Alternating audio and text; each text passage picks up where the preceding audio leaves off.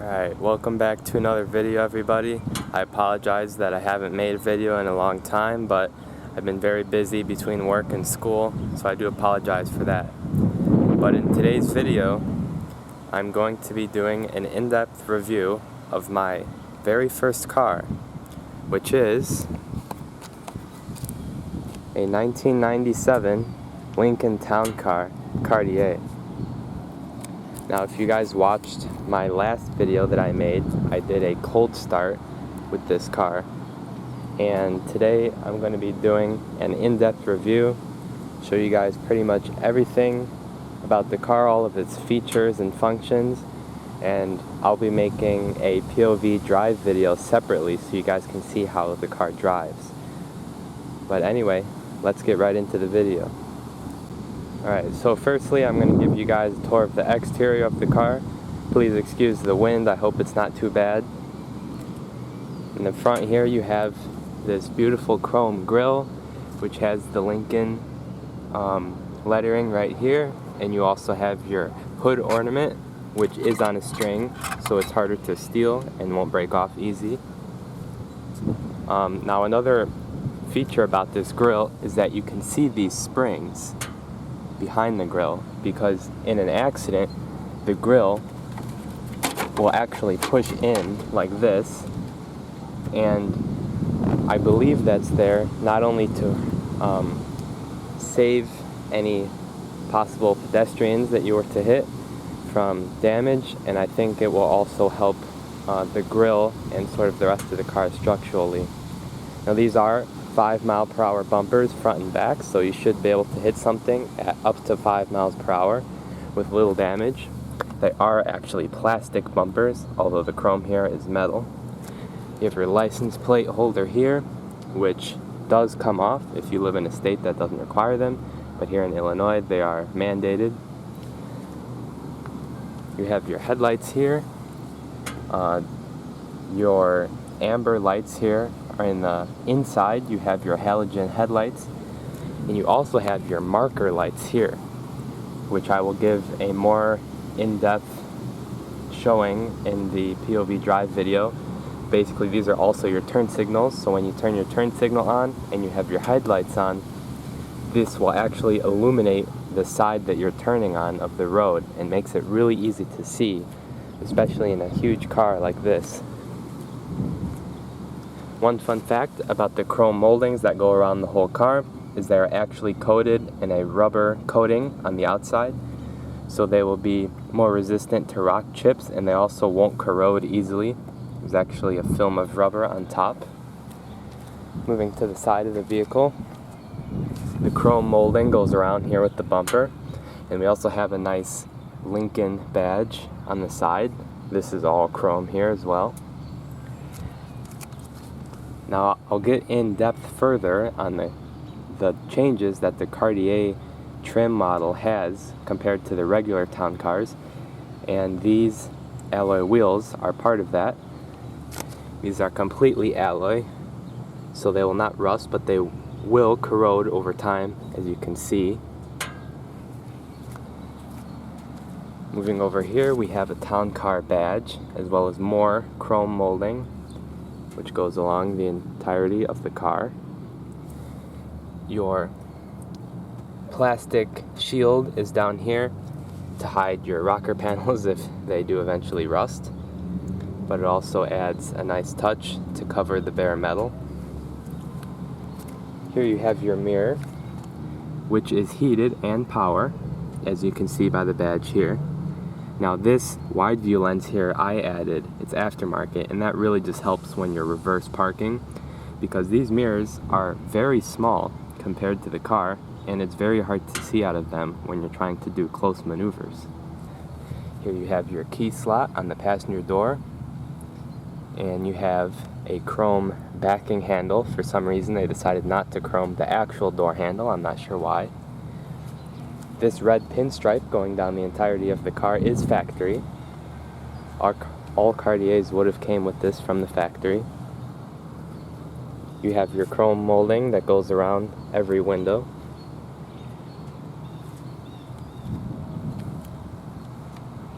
You can see the Cartier badge here on the Opera window, which also has its own chrome molding.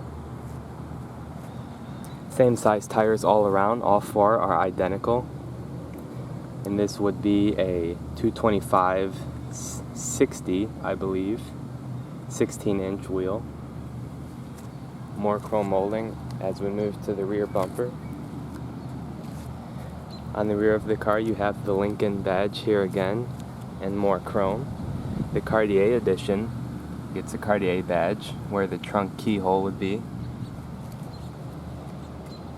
You have a town car badge here, and both tail lights have this chrome Lincoln emblem embedded into the tail light. Now on 1996 and I believe 95 models, this bar back here would actually light up, and it was a neon light. Now on the 97, this is only a reflector, and the reverse light is hidden behind this center light.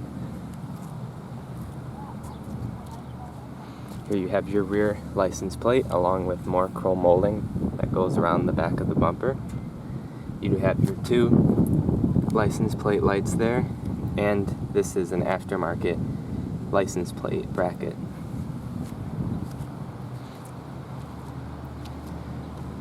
Coming over to this side, we have the gas cap, which is locked. You can only open it from inside the vehicle. Nobody would be able to siphon your fuel. And coming to the driver's door, we do have this keypad, which you can use to unlock the vehicle. You can lock the vehicle. You can also open the trunk and the gas tank through various combinations on this lock. Again, we have the keyhole here, only on the driver and passenger. The rear doors are power only.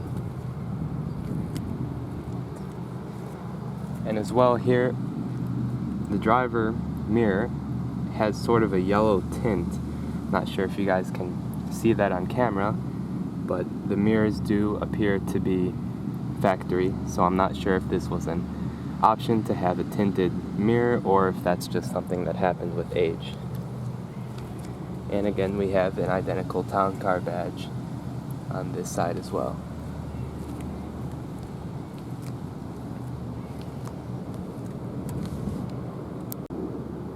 Alright, now I'm going to give you guys a tour of the interior of the 1997 Lincoln Town Car Cartier. Starting on the driver's door, everything is finished in leather, as well as this fake wood here. We have your lock and unlock, your power mirrors. We have heated seats, which goes up to 5. We also have where you can send the heated seat. You can do just the back, or you can do the bottom and the back. We do have memory seats on this car, 2 settings. You have all of your seat controls here, front tilt, rear tilt, up, down, back, and forward. Then you have your window controls here, which this is actually a automatic down driver's window only, and it's only auto down. It does not go back up by itself. You have the window lock, which actually locks all windows, including the passenger window. On the Cartier, we get a Cartier stamped door handle with chrome finish. There's actually a storage cubby here as well. You have your fuel and trunk buttons here, as well as the pass-through for your defroster on the window here. The bottom of the doors are finished in carpet with a reflector and a light. As we move into the rest of the interior, we'll start off on the dash here. We have your automatic headlights, parking lights, and regular low beams. You have your panel dim switch, which adjusts the brightness of the all-digital dash. You have your steering sensitivity. Right now, the place I have it is the lowest effort for the power steering. You can move it to high, and it will be harder to steer at high speeds. But keep in mind, under 20 miles per hour, you will always have the lowest effort required to turn the steering wheel. Moving to the seats, we have more adjustment here. We have lumbar and tilt for the rear part of the seat. All seats are leather. This is a gray interior, which came with the gray seats and gray dash trim. They're very, very soft seats. even though they're 27 years old. I make sure to condition them with leather conditioner, which keeps them soft and comfortable. Here we have the seat belt buckle, and the reason I'm covering this is because it's actually a little fun fact. Ford and Lincoln, of course, has been using this seat buckle style since the late 50s. Even though this car is from 1997, it has the exact same buckle. Moving to the middle here, we do have these two armrests for the driver and passenger, which do open and give you some center console space, like coins and place for your cassettes. You can also move both of these up, and you have a third seat in the middle here, which has its own seatbelt as well, so you can legally sit 3 people in the front of this car. We have the Cartier badge on the seat here, which is embroidered. You have adjustable headrests. And now let's get into the driver's seat. Now, starting here on the steering wheel, we have your cruise control controls. So we have resume. This will set your cruise control. If you press it again once it's already set, it will increase your speed. You can press coast, which will decrease your speed, and of course you have your on and off. You have your horn here in the middle. You have your radio controls here. Memory will change between your 6 memory settings for the radio. You also have FM 1 and 2, which will give you another 6, so you can have 12 total. Pressing band will switch between AM and FM. Now, one thing I really like on this car is that you can change the temperature and the fan speed from the steering wheel. Most new cars won't have these, and so you'll have to manually adjust the climate control. But if you're driving and you don't want to take your hands off the wheel, you can do it right here. Of course, we have your volume up and down, your turn signal stalk, which is chrome and has a button on the outside for your wash your fluid spray. You have several levels, and then you have your high and low, which is continuous. This is a tilt wheel as well. Not telescoping, unfortunately, but it does tilt up and down. On the right side here, we have our column shifter, which, as you can see by the label, there's a button here which you can turn overdrive off. That basically locks the car out of 4th gear.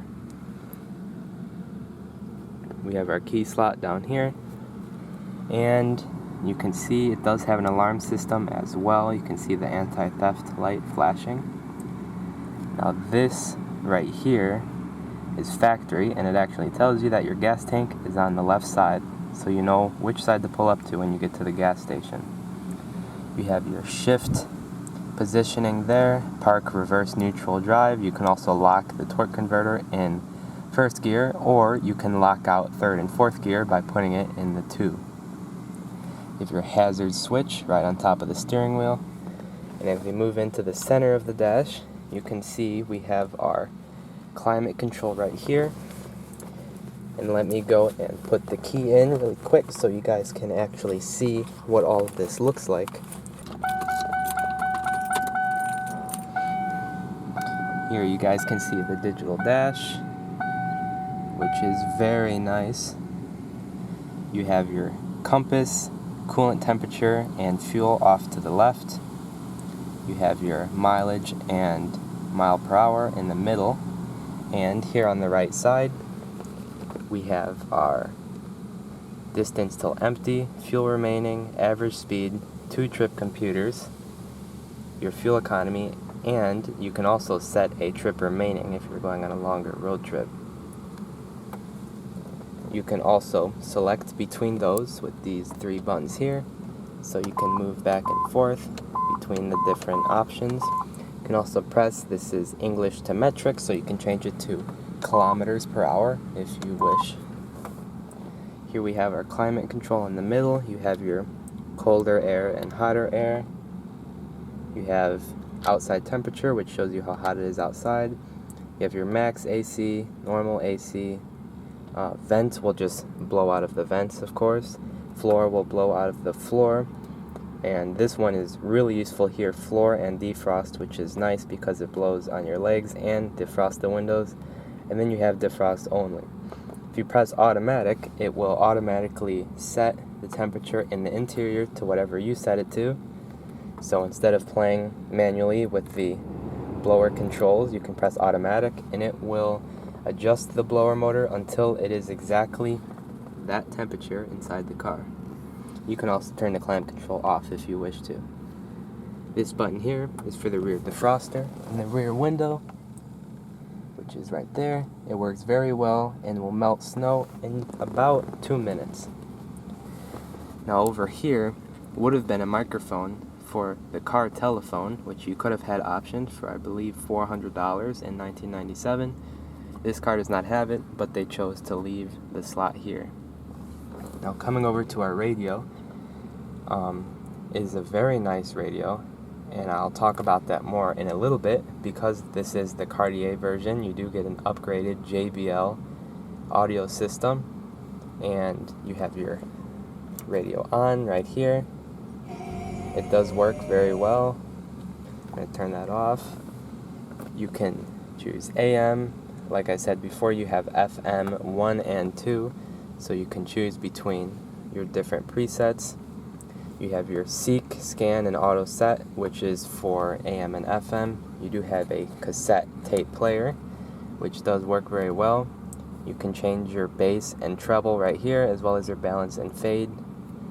And of course, you have your 6 radio presets here, which will light up depending on which one you have set. Now, when you have a cassette tape in, all of these words here on the preset buttons actually will then control whatever cassette tape you have in. So of course you can rewind it, fast forward, eject. Now you can actually flip the sides. So in most cars you would have to manually flip the cassette and take it out and flip it to the other side, but here in this stereo it will actually flip the head in the radio instead of you having to flip your cassette tape, which is really nice. And that's about it for the radio there. You do have a nice clock on top with your clock controls. Here's the rear view mirror. It is automatic dimming by this button right here, and there is the sensor on the top. So when somebody has their high beams on behind you, it will dim the mirror so you're not blinded. Up here we come to the sun visor for the driver. You do have an integrated garage door opener, which is self-programmable. On the back side here, you see I have my maintenance schedules here, and you have a vanity mirror in here as well. You also have a second visor. In case one is not enough, you can put the other one on as well. Coming to the middle, we have these 2 lights. Map lights, you might call them. They're going to stay open right now because I have the door open. And coming over to the right side, we have the glove box, which has a soft open feature. It does have a pen holder right there, as you can see, and it is lockable. On the passenger side, you have the same seat controls as the driver. You have the window switch as well, and heated seats as well. You also have another storage cubby, just like the driver. Alright, coming into the back seat of the 1997 Lincoln Town Car Cartier, I have the driver's seat set. I have the driver's seat set where I would normally sit, and as you can see, even putting my legs all the way out, I have really lots of leg room. Even for taller people, they would have no problem fitting in the 97 Town Car. Above my head, I have probably 4 or 5 inches of headroom, and for reference, I'm 5'10", so I'm not very short, and I still have tons of headroom and legroom. On the left side here, we do have an ashtray, which I did have to glue shut because they kept popping open. You have your window switch here, your Cartier door handle, and your chrome door release here, as well as you have the manual lock and unlock back here, which can be changed with the child lock so that nobody back here can open the doors. You do have a storage cubby here. You can put things, an additional handle in case you need help getting in. In the middle here, we do have, of course, 3 seats, very large seats. You would have no problem fitting 3 passengers back here comfortably. The Cartier edition includes this cup holder and armrest, which is very nice.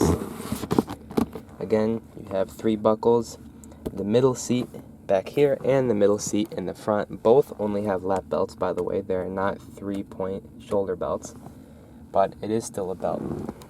Now the back seat passengers on each side get their own vanity mirror, which has adjustable brightness, which is very nice.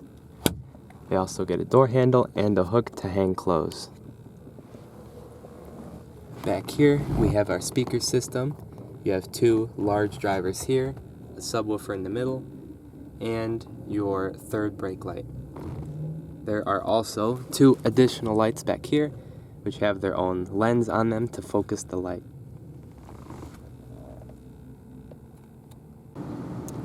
Alright, now I told you guys I would tell you some of the special things that came with the Cartier trim level.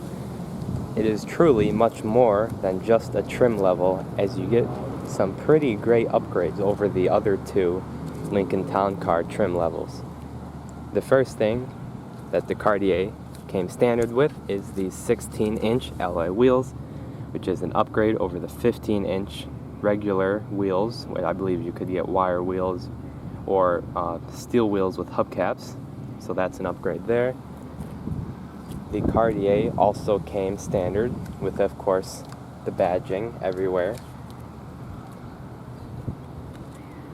Now the main feature that the Cartier trim level gave you is actually a dual exhaust. If we walk over here to the rear of the car, the Cartier came standard with a dual exhaust. Not sure if you guys can see that, but there is a cold start video on my channel which lets you see the exhaust.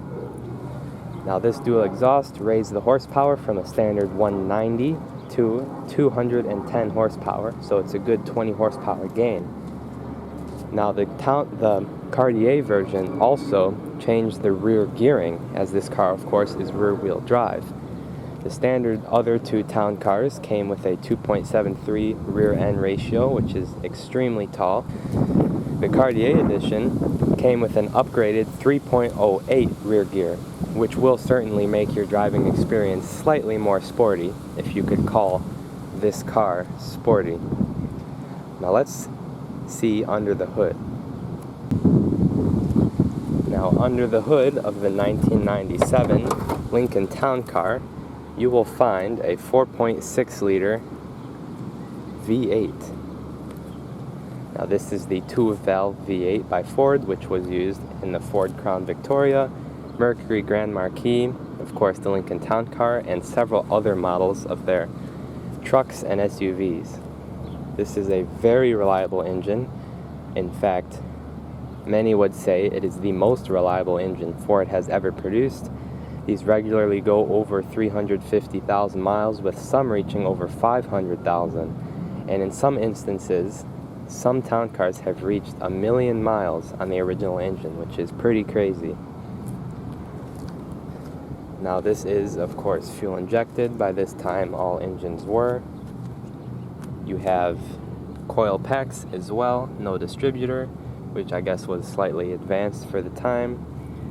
You have your throttle body here, which I actually added a throttle body spacer, which slightly increased fuel economy. I don't know if I would say it increased power, but it did increase fuel economy by 1 or 2 miles per hour, which I will take.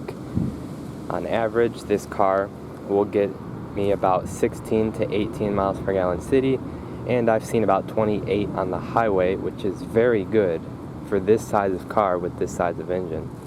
The EPA estimate is 16 city, 23 highway, although you can get a little bit better depending on the way you drive. One nice thing I really like about the engine bay is that you have these covers for the headlights here, which just pop off like so and make it very easy to replace the headlights. Some cars you literally have to take the entire front bumper off, which I think is ridiculous. On this engine, you do have a standard clutch fan as well as an auxiliary fan in front of the radiator to help when the AC is on.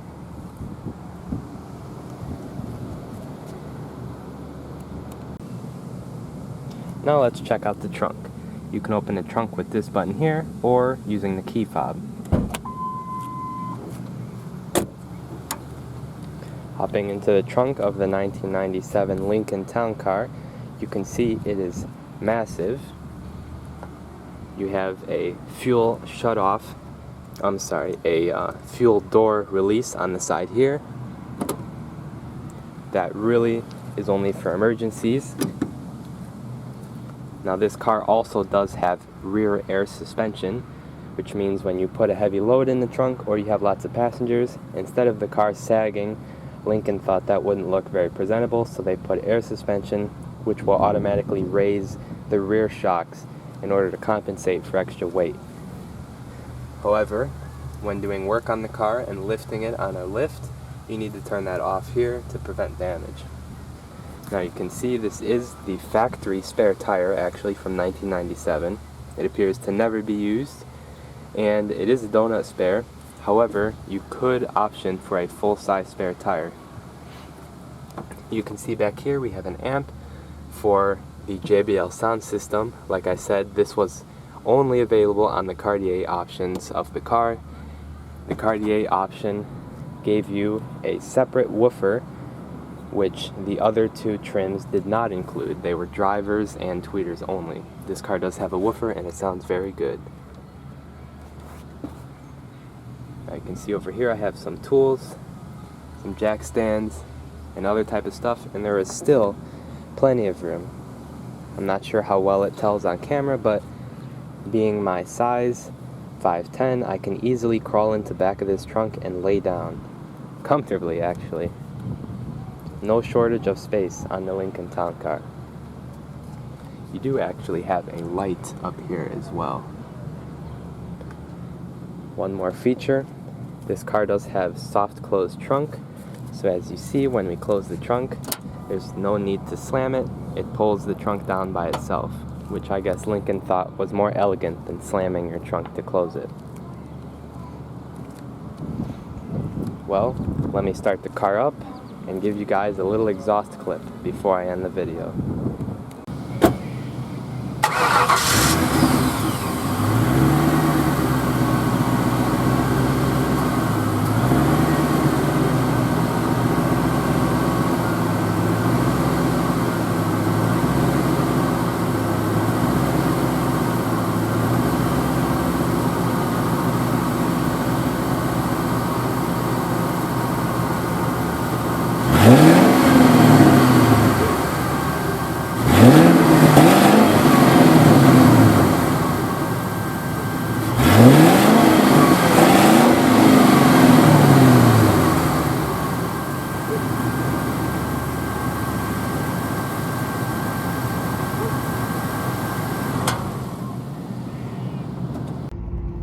One last thing, guys, I forgot to cover in the main video, which I'll feature right now, is that underneath the climate control settings, there is a pull-out ashtray and cigarette lighter, which also has 2 cup holders.